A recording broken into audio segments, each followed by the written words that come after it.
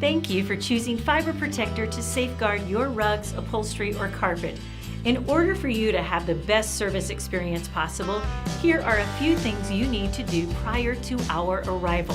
First, notify all persons residing or working at the application site about your Fiber Protector project.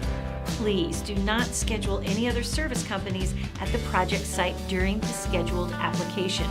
Second, ensure that all items or areas to be treated are free of any loose personal belongings such as clothing, toys, or electronics. Third, for rug applications, please remove all small items such as chairs, ottomans, floor lamps, or tables. It is very important that you inform us of larger pieces such as beds or sectional sofas that will need to be moved so that we can have the appropriate personnel on your project.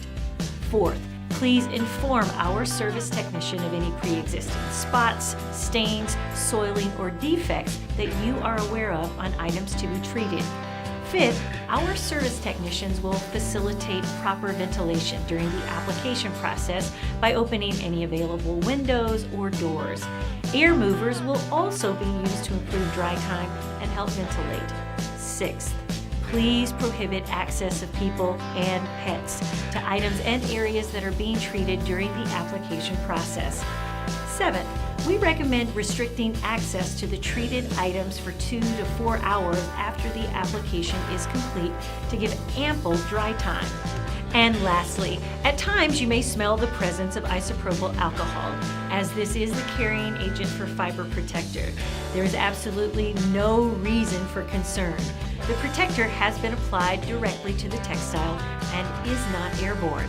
Isopropyl alcohol can sometimes be quite evident during and shortly after application. However, within a short time it should only be slightly noticeable, similar to walking into a bathroom where hairspray was recently used. Following these simple steps will ensure that your Fiber Protector application goes as smoothly as possible.